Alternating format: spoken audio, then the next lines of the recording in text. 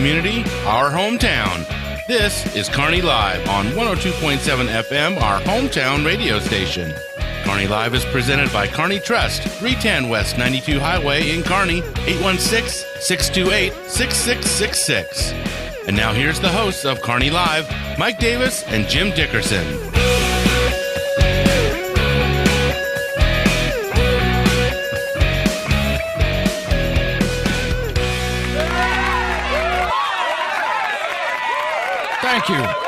Thank you. That is our live studio audience, and you are listening to Kearney Live, the most important program on the planet. Right, Brian? That's right. You know that. You got to keep telling people. You know, if you say a thing often enough, people start to believe it. That's true, yeah. I hear that. It's the way this works. I am your host, Mike Davis, along with that voice you just heard, producer-engineer Brian Watts. Yep, thank you. That's him. That guy right there. Yep. Easy, ladies. He's taken. We had a great time last night. By the way, we had our, I guess, immediate staff night out, Christmas night out. Yep. We all got together for a real nice dinner along with our spice. Yeah. Which is plural for spouses. Yeah. That's okay. That's plural for spouses. All right. Our wives. You know what I'm saying. I like to say spice, though, because they are spicy. I've never heard that before, but I okay. just made it up. Oh, good. And there was, of course, Jim Dickerson was with us last night, but you know where he's not today? Where? He is not here. Oh, my gosh. Right? And there it is. There's Christmas. Where are you, Jim? Well, the audience got nasty, all of it. That was quite a turn, wasn't it? They missed Jim. I don't know about that. But, they booed the Christmas tree? Well, no, they booed that he wasn't here. Oh, okay. So. Well, Come on, Jim. You got to be here for these things. Well, I'm just going to, listen, I'm going to thank Jim for last night. Yes. And you know why I'm saying that. I do. Jim picked up the tab. What a guy. Right? Let's just be honest about it. Yes. Thank you, Jim. I don't want to be, you don't want to embarrass anybody, and least of all, listen, you can't embarrass Jim. We already know that for a fact. But anyway, thank you very much, and that was a great time. And I do want to reflect a little bit, if I can, Brian, on the Christmas parade. We had such a great time. Saturday night, we were able to, I guess, be a part of the parade by broadcasting our sort of a personal analysis. Right. Even though we didn't know what every float was or who they belonged to, but it was an amazing event. Yeah, Kurt did a great job. Kurt Hamilton, really, and I think we maybe mentioned it a time or two on Saturday, but he's a guy that you just, so many things happen because of what he does to make it happen. And I mean, I'm very serious. There are people who are able to facilitate big events and find the right people, put the right people in the right position, the right places to succeed. Yeah. And Kurt Hamilton is one of those people, and he's just a terrific asset to the city of Kearney, Missouri. Thank you, Kurt. And he, he's humble. All these people are humble. Everybody that comes on this show and everybody around here. But thank you for a great evening. And where can people see the video from that night? Oh, Brian? boy, where can't they see it, right? Exactly. Because it's on our Facebook, in our video archives, YouTube, our Vimeo page, on our website, 1027KMO.com. Right. So, and I think that's right on the front page. Or maybe it's news page. I get them confused on which one's showing which video I'm confused at the same time. So it's on our website somewhere, or one of those three. You can't miss it. Yeah, I definitely know. I saw it on the Facebook page. Okay. And further announcements tonight: girls basketball home game against Liberty North, and yes, 102.7 will be broadcasting. Kelly Gentry will be calling the play-by-play. Right. And as it turns out, I'm going to be sitting in the chair next to him. Now, he said, well, you asked me to help do the analysis. And I said, I'm not very good at that. And I do that for football. Yeah, well, it's a great chair to be sitting in right beside Kelly. So so I told Brian, I said, give me some ads to read. Okay, then I'll feel useful. Yeah, there you go. But no, Kelly, I'll be there and I'll input whatever I can. But in any case, we appreciate Kelly and all the folks who are involved in, Andy Martins and Dan Herman both provide play-by-play coverage for us and analysis. of both boys and girls basketball, and we just have a ball. And we got a bunch of great sponsors who have pitched in and said, yeah, we want to be a part of this. Yeah. So thanks. And doubleheader tonight, by the way. Oh, Did you know that? No, I didn't. Okay, it's girls and boys tonight. Oh, well, that's even more fun. I know. It's funny the things I learn at the last second. You'd think that somehow I wasn't paying attention. Well, or nobody tells me anything. I think you weren't paying attention. There's a good chance I wasn't. Okay, so I think that covers about everything. I did want to mention, too, it's windy out there, in case you didn't notice it, folks. A little bit. You know how I knew it was windy? Going to be windy? How? I knew when I got up this morning because Brian Watts posted a story on the KPGZ E-News yesterday and said we had a wind advisory, a warning. Yeah, wind warning or watch, whichever one it was. So, my brother-in-law used to say, it's too windy to stack BBs. Which I think it's hilarious. A lot of people, when I say it, they think, well, why would you want to stack BBs in the first place? And it's like, well, that's the point. You can't really stack BBs, but imagine trying to do it in the wind. That'd be even harder. So I don't know why. I think it's hilarious, and I didn't even hear the laughter from our audience. They're more like crickets, wasn't it? Right? Yes, they feel... Right, there it is. See, I think they pitied me. I think so. Yeah. So tell your brother that wasn't very good. Well, brother-in-law. Oh, brother-in-law. Yeah, okay. Brother-in-law. No, that's mother-in-law. That's right. Yeah. Well, let's do this. We have a fantastic show. Last week, at the end of the show, Brian said, he holds up a piece of paper and he said, make the announcement who's going to be on the show. And he said, there it was, Marla McBride. Marla McBride is on this show. Welcome to this show, Marla. Wow. Thank you for having me. It is our pleasure. And I had no idea why you were going to be here or what you were going to talk about. You weren't paying attention. Again, no, I'm just saying I really didn't have any further information at the time. But in the meantime, I did do my homework. And Marla, you are here as the creator and owner of an organization called The Growing Parent. And I'm going to let you just kick that off and tell me what The Growing Parent is, just for starters. Let's just get a high-level view of it. Okay. The Growing Parent is my new business. We're located online at thegrowingparent.net, and I teach parents of birth to 5-year-olds about child development. That is I guess, sort of in a way, your mission statement. Yes. Which is outstanding. All right, I grab my coffee mug, and I can't drink it. Yes, I will. Watch this. Delicious. Yes, that's exactly what I needed. I needed more coffee. Okay, so I got that out of the way. Come on, man, coffee. Gotta have it. On with the show, please. I know it, Brian. Thank you for pushing me along here. Sometimes he's either got to push or drag me along. It's interesting to me when you talk about child development, and we chatted a little off the air, but it's interesting to me that as parents we think, I think more specifically about just raising our kids. I mean, yes, reflecting back on it in our conversation this morning, as I reflect back on it, yes, I was concerned. We were concerned about our kids' education, but there are fundamental needs that kids have growing up. And I think somewhere in here I saw that you mentioned that the parents are where did you say it? I think it's how they are the first and most important educator in the child's life. And it was somehow worded like that. I've maybe butchered it, but obviously paraphrased it. Tell me what you meant by that.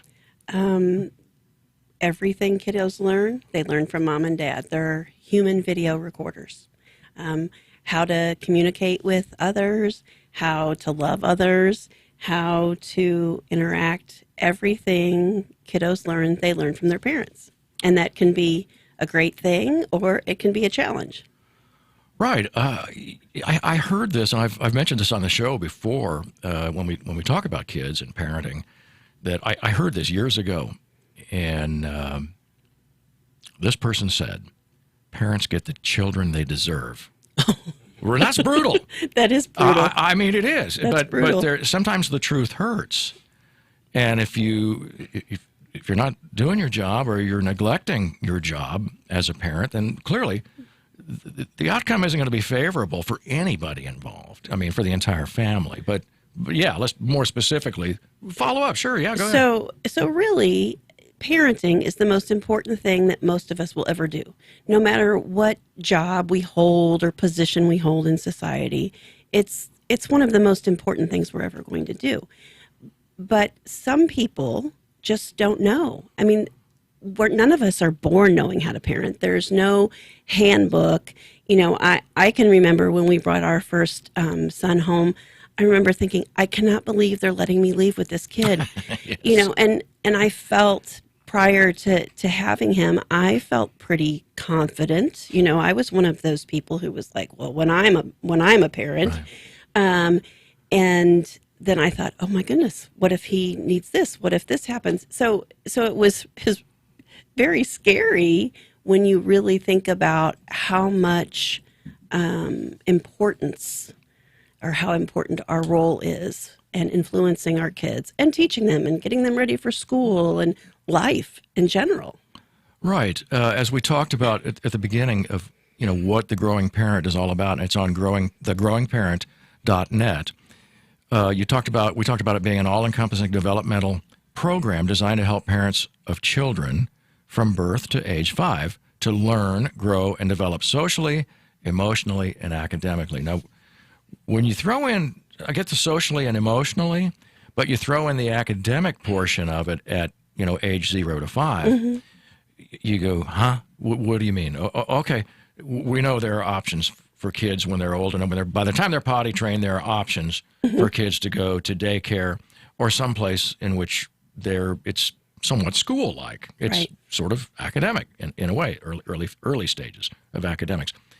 Talk about how your company helps parents with that aspect.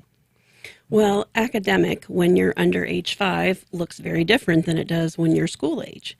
So, for example, an academic activity for maybe an 18-month-old to 24-month-old would be playing with Play-Doh, because we're strengthening the muscles in the fingers and the hands, and we're getting them ready for writing. So that's a pre-writing skill.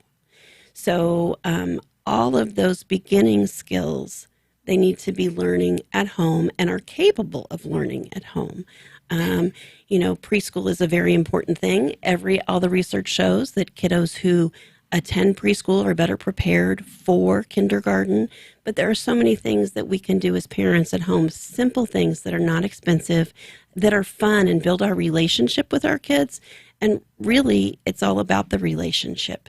Because if you don't start building that relationship early on in those early years when they think you're pretty groovy, you're going to have a hard time with them when they're 14 and they're bigger than you and they don't have a good relationship with you. Yeah, well said. I think you think even back in my own childhood, you think your parents are really kind of square, you know, and then about the time you're, 20 years old or so, 21 or 22 years old, you recognize that your parents are pretty darn smart. Yes. And they kind of had it going on all along. And it's funny that it takes you that span of about 5 years after, your freshman year in high school to recognize that your folks were actually pretty bright. Yes, yeah, it does. It happens to all of us. Well, so I think we've kind of got the overview, but I think it's so fascinating that, we talk about helping parents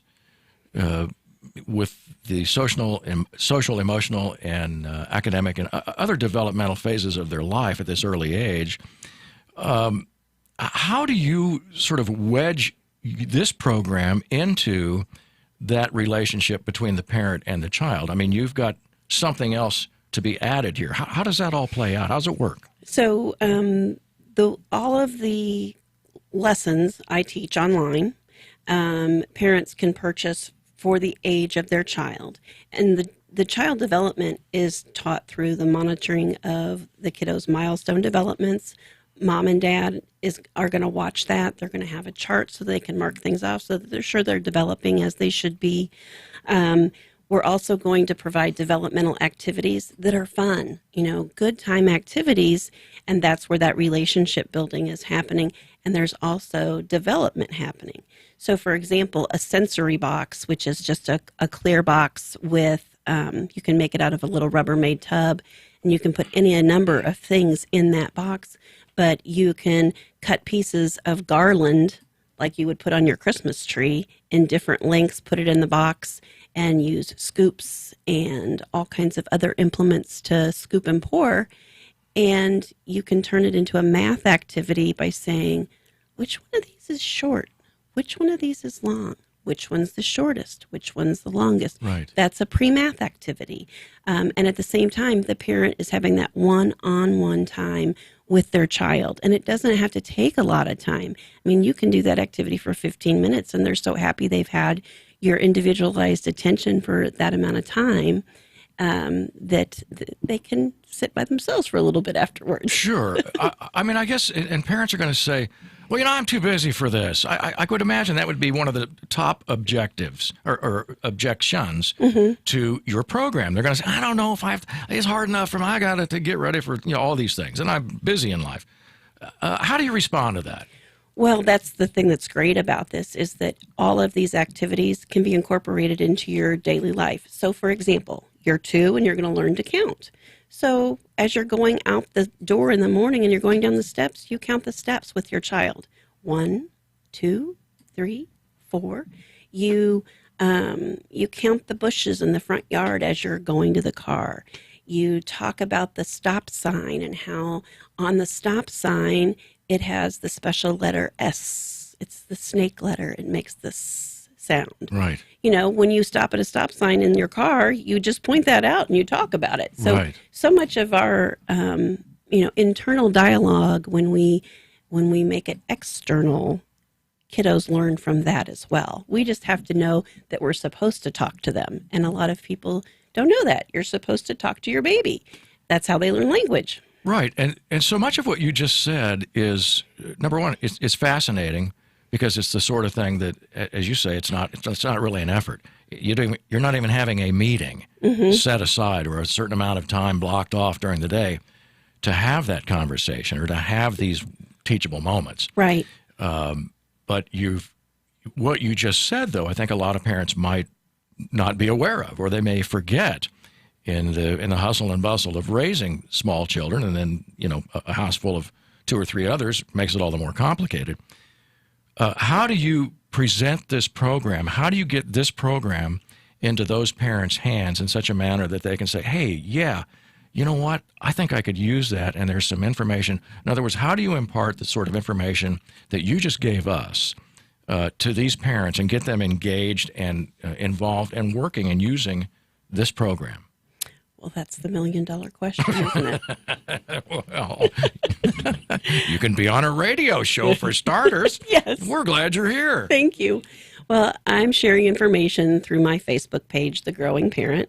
I'm Marla McBride on Instagram, and then I have my website, thegrowingparent.net. And I share that as much as possible. I also took out an ad in Jennifer Allwood's holiday gift giving guide, which is, I think, how you guys saw my business is through that post. And just really talking about it, sharing through different groups. A lot of it's done through social media, building an email list. I've been learning about the whole online business, and that's completely different than a brick and mortar, or it's completely different than what I did in education. You package and sell things differently. And so we'll see. Well, sure. And I guess I wasn't specifically, looking for your marketing plan, although it sounds comprehensive, and you've obviously given it some good thought, and I think that's a good thing. As parents, for example, if somebody says, you know what, I think this is good for me. I like what you're doing. What will they get if they go to your website, thegrowingparent.net? How do they get the courses? How does this play out so they get the information they need to have those teachable moments with their children? Okay, so let me tell you what I have available right now. I have the winter and holiday bundle available, and in that bundle, they receive 4 videos that is me demonstrating the activities or the skills, talking them through them. Then they get a PDF that goes along with the video so that they can take that to the store to purchase whatever they need to, or they can print that out and look at the details there to remind them of what the activities involve. So it sells for $75, and for that you get the snow day kit, which is instructions on how to create a snow day kit, because if you have a snow day, you got to be ready for the snow day. You're right. Yeah, it takes more than a shovel. It does. It takes a bucket full of activities. There it is. Yep. I've got a holiday boredom buster list and the holiday toy list, which is going to be extra fun, especially if you have grandmas and grandpas or aunts and uncles that have not purchased toys for a long time.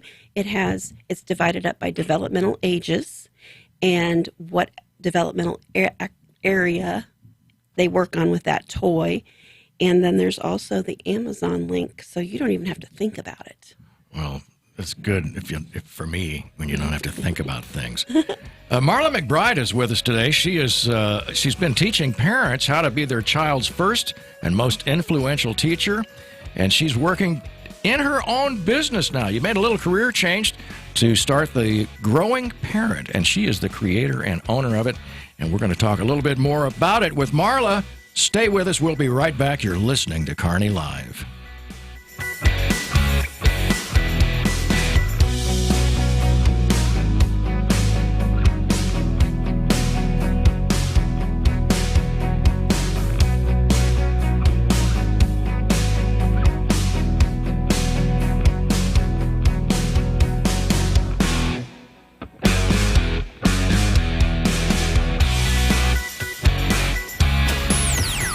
Programming heard on KPGZ is being underwritten and supported by these local businesses. Simplify your banking, simplify your life. It's easy with Kearney Trust Company. The world has become fast-paced, and we understand that you are busy. That's why we offer a banking experience that's as simple and stress-free as can be. Kearney Trust goes beyond convenient locations and good customer care to offer banking services that make managing your finances quicker and easier than ever before. Online, bill pay, e-statements, and mobile banking are available to give you a positive banking experience so you can get back to your life and activities. Kearney Trust also provides capital to people and businesses so they can achieve their goals. Whether you know exactly what you want or just need someone to talk to about your dream, you can speak with them and work on that dream. You may just be getting off the ground or ready to move into your brick and mortar building. Kearney Trust will provide you and your business with the resources you need to succeed. Kearney Trust Company is your partner for success with 2 convenient locations in Kearney at 310 West 92 Highway and 701 Watson Drive in Price Chopper. The phone is 816-628-6666. Kearney Trust Company. Banking you can trust. Member FDIC.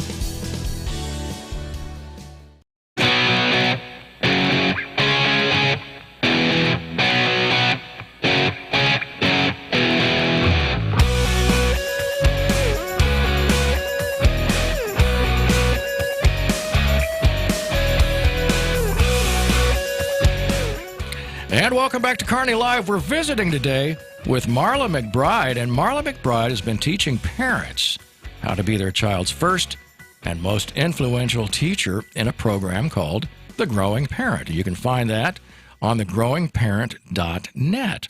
And Marla, you've been teaching parents in your career how to be their child's first and most influential teacher. We just mentioned that you have a degree in family and child development from the University of Central Missouri, and you have been a certified parent educator for over 17 years. Wow. So it's not like you just made up this thing one night and said, I'm going to throw this thing together and see if it flies. Right. So tell us a little bit about that sort of academic and very practical experience that you've already used. So my certification in parent education is through an organization called Parents as Teachers. And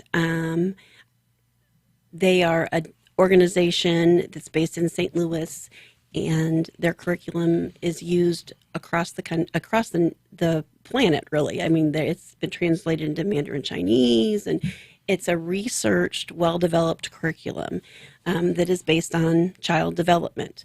So, utilizing that perspective gives you a little more, I guess, a solid ground to stand on, because parenting trends come and go, but child development doesn't change.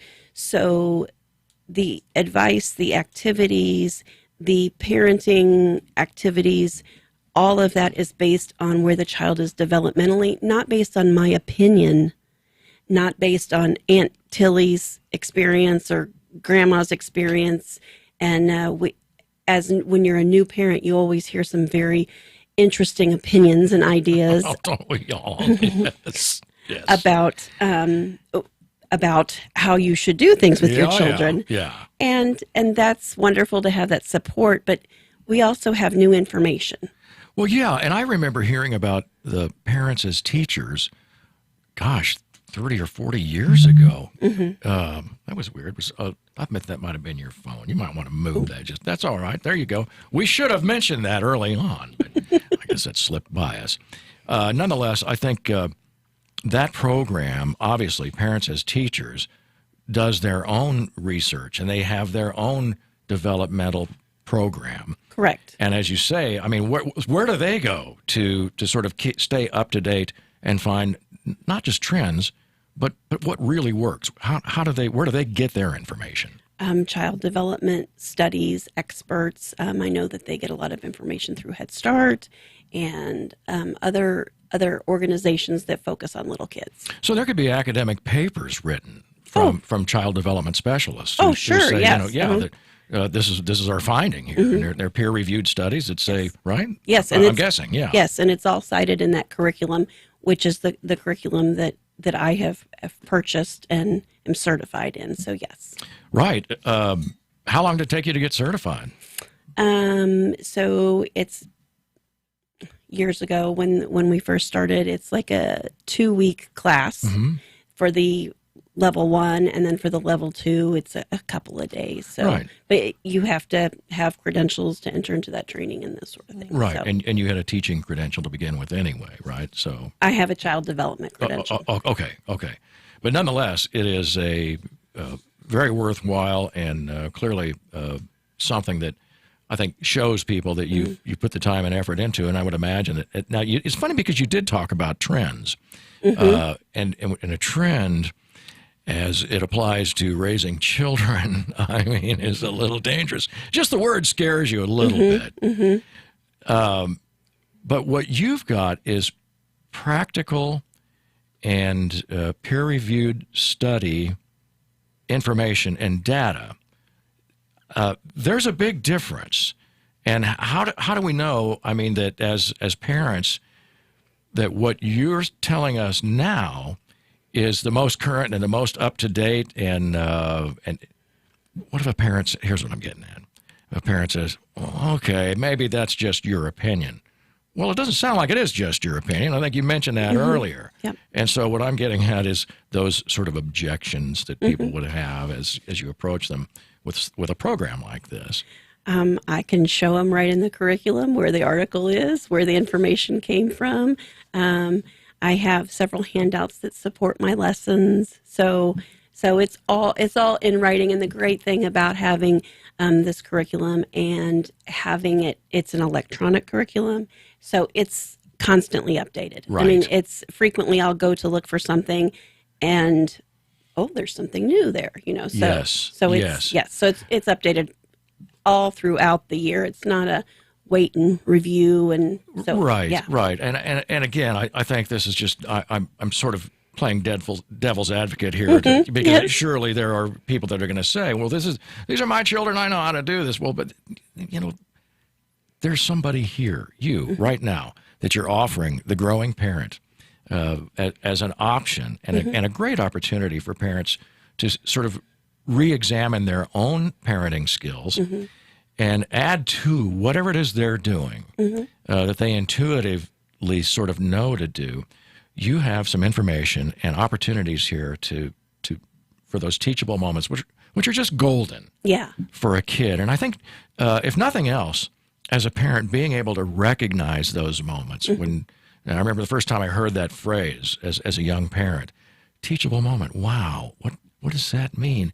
And man, once you sort of find that opportunity, then you can just pour into those little brains of those little children that learn so quickly.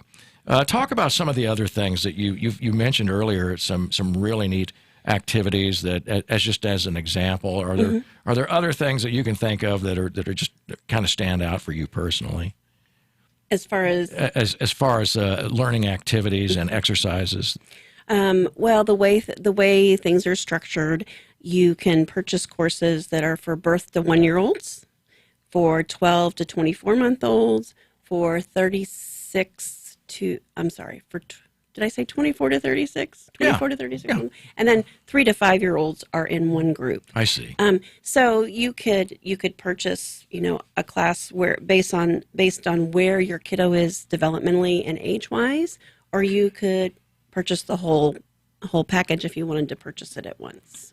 Okay, we talked a little bit about the courses, how the courses are administered, and I had asked if it was an online or a classroom or in person or other and that sort of thing, and you did mention that this is, by and large, this is all online. It is all online, and that's the thing that makes this so great, in my opinion, because I think what we seem to forget is that young kiddos and young parents' lives are so full and so overwhelming.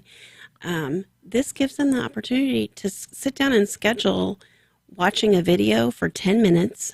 The goal is to make each video 10 minutes or less. Some are a little bit longer. So you have a series. So if you have 10 minutes because, the kiddo is napping or they've gone to bed, you can sit down and spend 10 minutes and still have time to go and spend time with your spouse and still learn some new information and put that into practice. And if you have questions, you have the opportunity, you have access to me.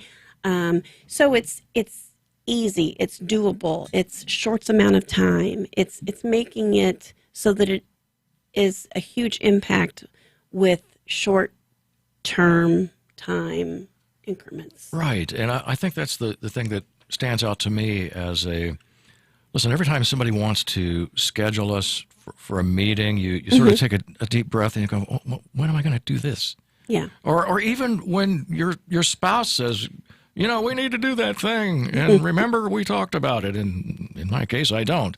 And so and those are sort of little stressful things that are just sort of nagging. And I love that this gives you the opportunity to just be a little more spontaneous. Yes. And I think that would be, to me, as you mentioned some of these earlier, the example of, for example, counting the steps as you're holding your child's hand and you're counting 1, 2, 3.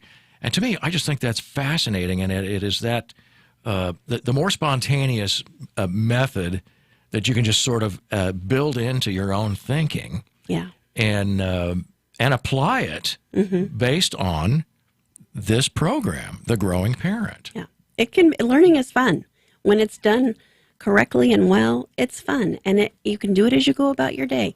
Sitting down with a workbook and flashcards, yuck. No, there's nothing fun about that. Brian's shaking his head. He's tired of his flashcards. There's no better way to suck the life and fun out of learning than worksheets and flashcards. Isn't that the truth?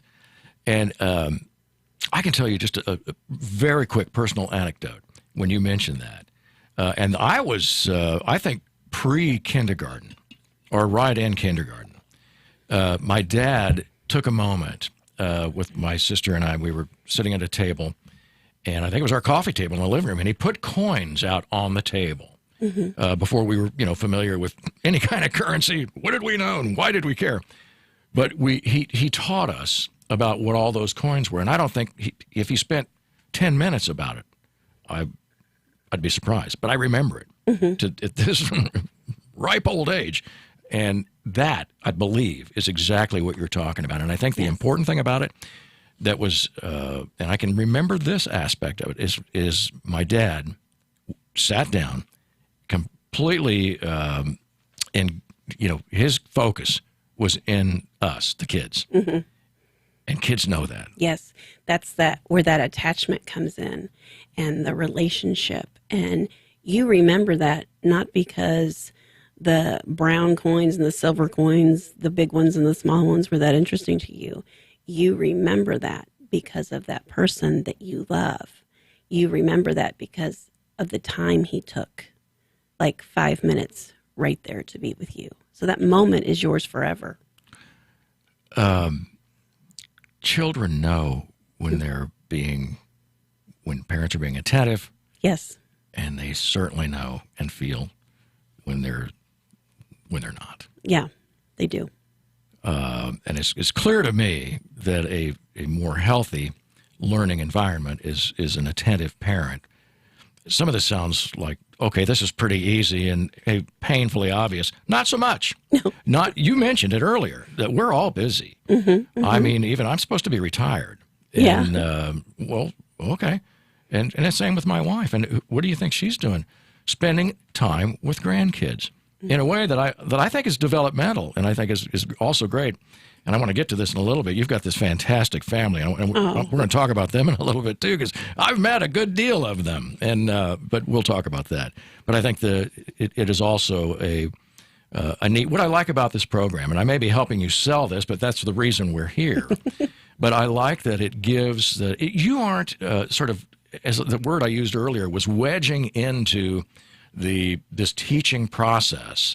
The growing parent is tools that the family uses at its own time, as they want to, as they need to, and it's things that we just talked about. It fits into their life, and you get to interact with your kids full on, giving them 100% of your focus, and you said even if it only takes 10 minutes. Now, is that generally about the length of time that the courses? Yeah, I mean the courses are broken down into modules or chapters that are about 10 minutes. On the holiday bundle, I have one that's 18 minutes, but my goal is to keep them at around 10. I also have one on there that's like 3 minutes, so it all balances out.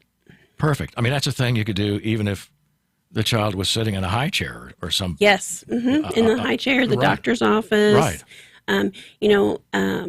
We see there's so much use of electronics now, and I know that there's a lot of debate and question out there, lots of research out there, and it's easy. It's easy to hand a kiddo a smartphone. There was a study that was done several years ago, and parents are more likely, 85% more likely to hand their 2-year-old a smartphone to entertain them than they are a pacifier or any other type of implement. And so yes, that's... Oh, gosh, we've seen it. Mm-hmm. Oh, my gosh, I've seen it. And you, in a way, you hate it, but I think, you see a mother in a grocery store. Yes. And all she's trying to do is get groceries for the family. Sure. And there's a screaming 2-year-old in her cart, and they hand the 2-year-old an iPad, and all is well with the world. Yes. No. And there are certainly times for that. Like, so I want to be clear, like, my program is encouraging and positive and meant to uplift parents. And we all have moments where we just hand them the phone because everybody needs quiet. Yeah. As a kind of emergency life raft, so to speak. But you want those to be the exception more than the rule. I think so. You're so well qualified for this, and we talked about your degree in family and child development, and your certified parent educator, the certification as a parent educator. One of the other things that you mention in here is that you use a research-based curriculum for coaching. I like coaching, too. That's another good word. And developmental approach to parenting through a faith-based lens. Now, I think that's pretty cool. Explain to me, let's talk a little bit about how the faith-based portion of it applies to the Growing Parent program. Well, the faith-based is my perspective. I'm a follower of Jesus, and that follows me everywhere I go. At least I hope it does. Far from perfect, but that it feeds all aspects of my life, including my business. And parents have to provide a spiritual heritage for their children. And they learn that by watching mom and dad go to church, pray, read their Bible. So that's how they learn that. Now it's up to that kiddo as they get older to accept that choice, to make that choice. But I'm being informative in that statement, letting people know that, if faith is something that is going to offend you, I'm probably not for you. Yeah, no, I can appreciate that. I spent a good deal of time in my adult life at the YMCA, and one of the things that very specifically, they talk about building spirit, mind, and body. And I think we all look at, we have these aspects of it. It's easy to say, okay, well, I can attend to the body part. I'm either going to, eat right or not. And then, the mind, you can either engage in, worthwhile activities to continue learning throughout your life. And then there's one other aspect of it that you just simply can't ignore, because I think, all of these things work together, the spirit, mind, and body. And in the oldest religions in the world, I think all of those things are true. So it's hard to, I think, sort of ignore the spiritual aspect of any development. Let's come back. We'll talk a little bit more possibly about that, but I want to talk about your family, too, before we let you get away from us. We're visiting today with Marla McBride. It is so much fun seeing you, Marla. It's been a while. It's been far too long, seems like, anyway. And you are the creator and owner of The Growing Parent, and we're going to talk about this a little bit more. You're listening to Kearney Live. Stay with us. Don't go anywhere. We'll be back.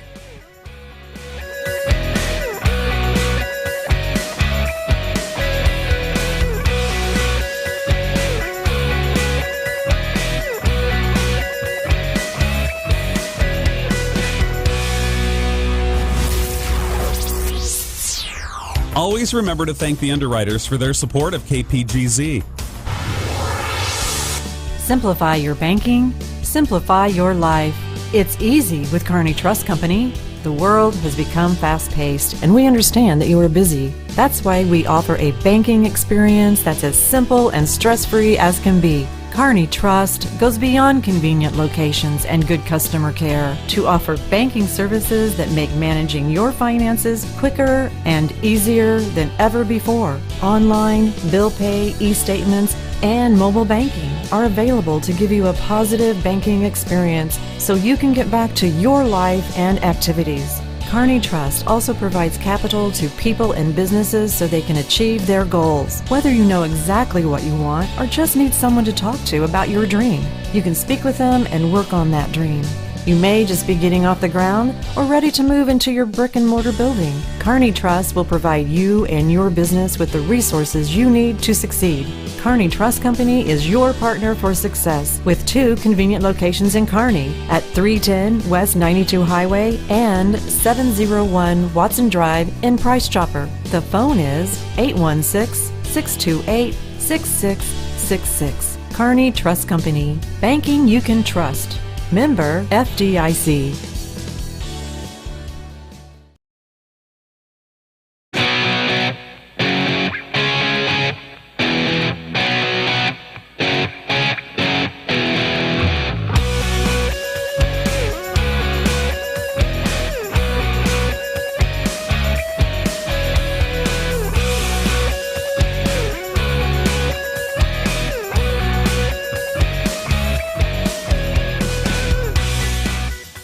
And welcome back to Kearney Live. We've got Marla McBride with us today. Since 2003, Marla has been teaching parents, that's right, you parents out there, how to be their child's first and most influential teacher. You know how she does it? I do.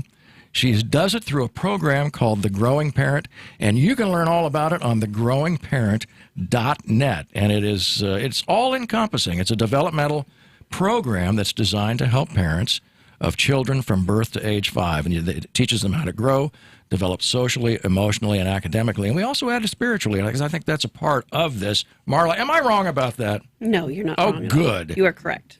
Well, good. Now, listen, I know you've got a terrific academic background. All of this that we've been talking about over the course of this past, not quite an hour yet, I think clearly you're qualified. Let's just be honest about it. This isn't snake oil, you people out there. Understand that. But this much I know for a fact. You bring some real life experience to this business. You've raised 3 sons that any parent would be proud of. Now, let's talk about your family and how you have applied your own parenting skills. And I know you didn't have all this knowledge when you first started raising children.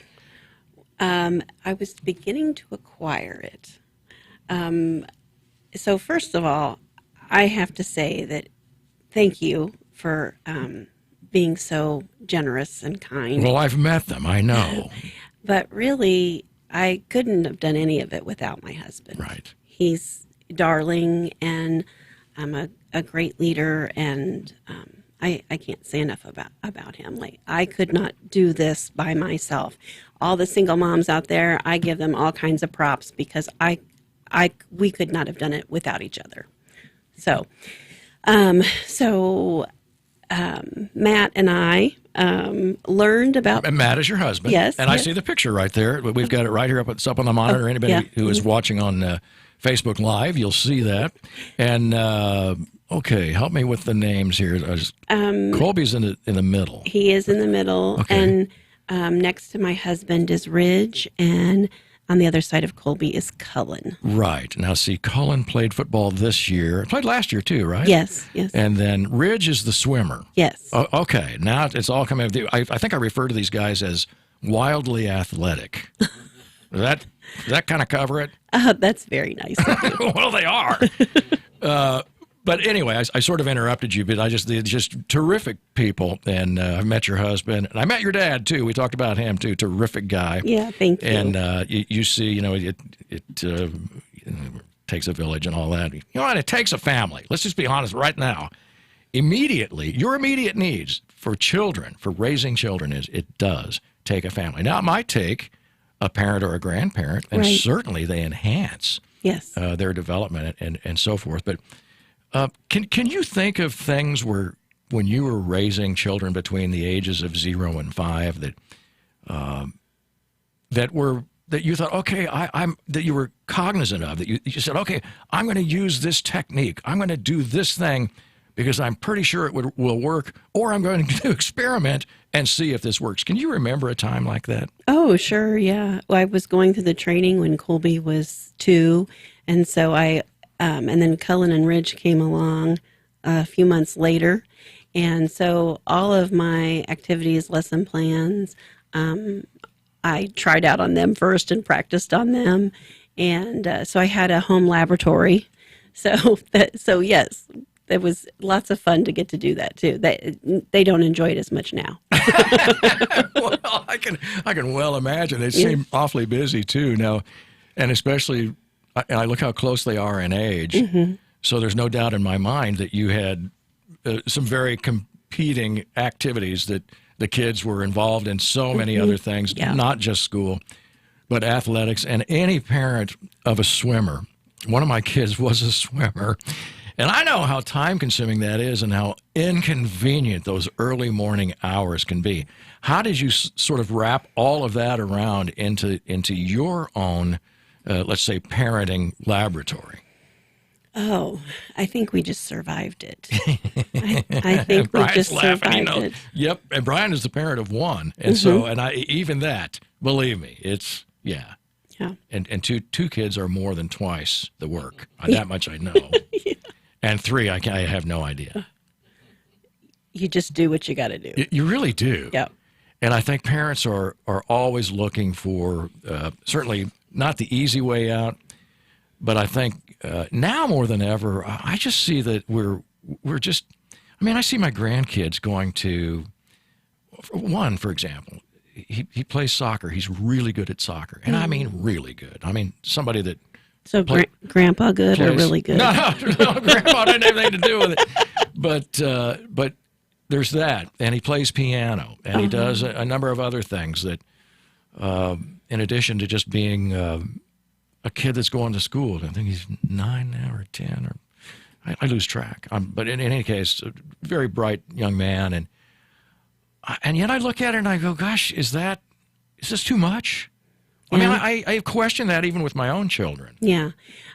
Kids nowadays are overscheduled. My kids, even though we worked really hard to always leave Sundays open and, try to pick and choose teams that weren't committed to traveling very far distances and those sort of things, we still probably could have done a lot better in that area of overscheduling. And they were all things that they asked to do. They all were in scouts at one point in time. They have all played baseball and football and shot trap and the one swam. I mean, so yeah, they've all done those things, and they're doing them earlier and younger now. They're doing gymnastics at 3. Yeah. So I think you have to take your cues from your kiddos. You have to see how they're doing. Like, how's their mood? How's their attitude? Are they getting enough sleep? I mean, it's kind of like that with everything, though, I think, developmentally speaking, from the early years to the teen years. And I won't speak much about teen years because I feel like my niche is birth to 5. But just they're on their own after their teenage years. No. But I do think that you have to take your cues from them. Yeah. Know your child, know their cues, and ask questions like, do you think maybe you need some more rest? Do you think maybe we're doing too many things? Let's have a little break. And it's okay to miss practice once in a while, especially when they're young. We would never miss a high school practice, though.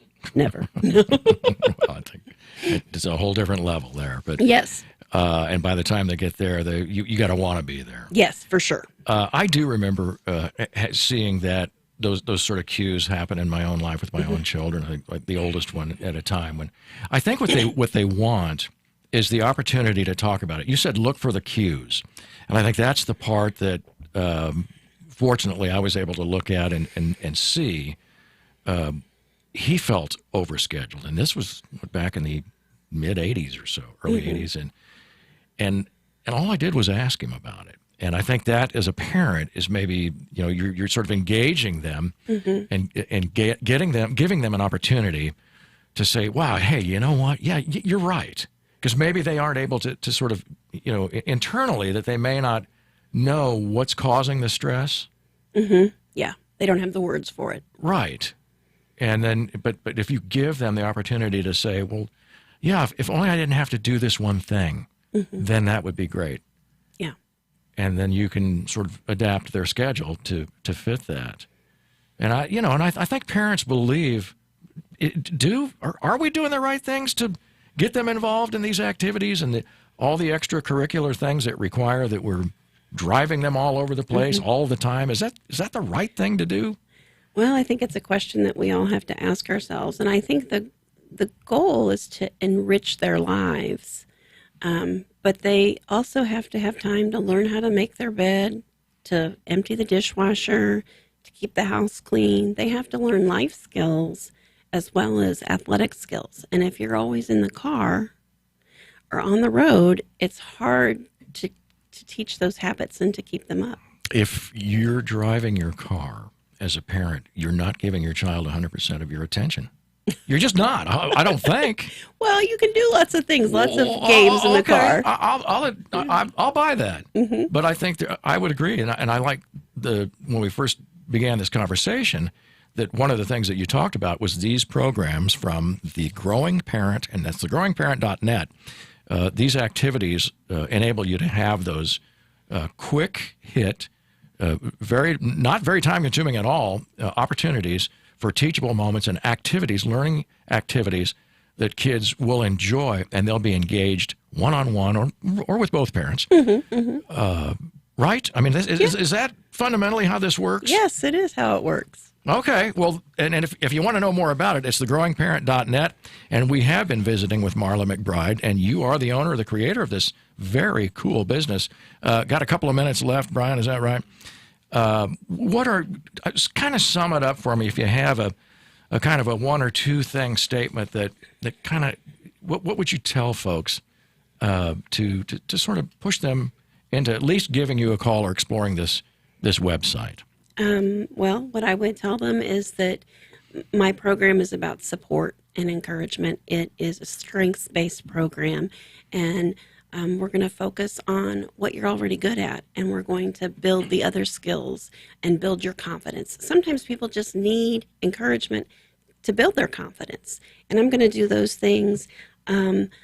Teaching parents development, understanding that development increases parent efficacy, it prepares children for school, builds strong bonds with their parents, and it leads to higher literacy rates. All of those things prepare a kiddo for school and for life, and that starts prior to age 5. Right. Yeah. Wonderful and well said, well stated. I think that's all you want. I mean, productive members of society, and if you build the foundation for kids to be good students, and I know for a fact, Colby was really a good, an exceptional student, a gifted student.